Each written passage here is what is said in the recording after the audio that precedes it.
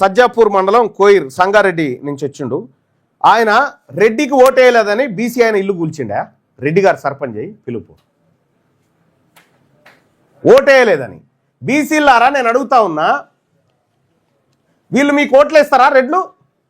ఇప్పుడు అడ్వకేట్ల ఎన్నికలు జరుగుతూ ఉన్నాయి కదా, బార్ కౌన్సిల్ ఎన్నికలు జరుగుతూ ఉన్నాయి కదా, ఈ రెడ్డి అడ్వకేట్లు బీసీ అడ్వకేట్లకు ఓటేస్తారా?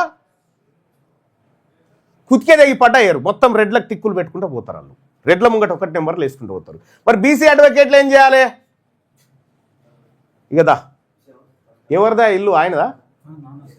అదా దా రెడ్డి ఆయన కోటేయలేదని ఈయన ఇల్లు గులగొచ్చిండట సర్పంచ్ ఎన్నికలలో. ఏం జరిగింది పెద్ద ఆయన మైకి? ఏ ఊరు మీద? ఇక్కడ మాది సజ్జపురం. నా పేరు రాములు, బ్యాగర్ రాములు, కోయిర్ మండలు, సంగారెడ్డి జిల్లా. ఆడికి 50 సంవత్సరాల నుంచి ఆ తల్లంలో పట్టున్నాం మేము. అప్పుడు పశువులు కాసుకుంటా, పశువుల మేత పెట్టుకుంటా ఉన్నాము. ఇక ఉండి ఇంత పశువులకు ఇంత రేకులు వేసుకొని ఉన్నాం. అయితే దాన్ని ఇంత ఓ రూమ్ లాగా కట్టుకొని అక్కడ పశువులు కాసుకొని ఉన్నామని పెట్టుకున్నాం. అయితే దాన్ని పెట్టుకుంటుంటే వచ్చి ప్రమాణ స్వీకారం చేసి, ఎవరు ప్రమాణ స్వీకారం చేసింది? ఎవరు? సర్పంచ్ కొడుకు ప్రసాద్ రెడ్డి సర్పంచ్ కొడుకు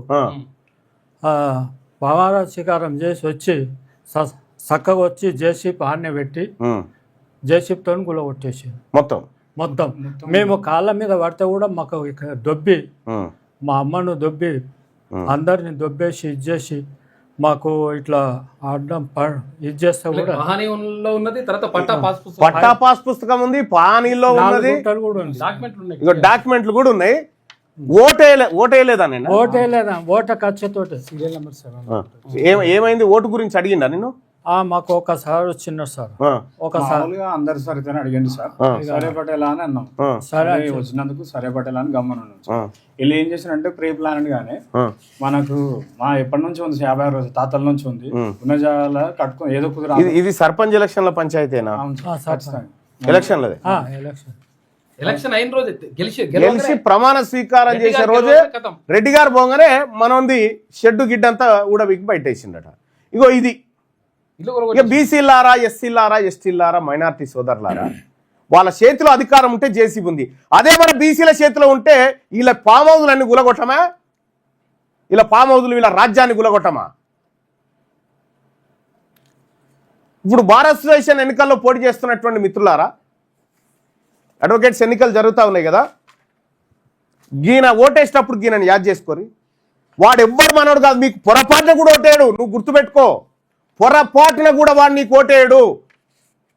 అడ్వకేట్ ఎన్నికల్లో బీసీ అడ్వకేట్ సోదరులారా, మీరు బీసీల కోట్లేయండి, మీరు బీసీల కోట్లేయండి. ఇంకెంతకాలం చదువుకున్నారు కదా, కన్న ముంగట గిన్ని దారుణాలు జరుగుతూ ఉంటే ఇదే హైకోర్టులో కదా మన బీసీల రిజర్వేషన్ ఆపింది వీళ్ళు.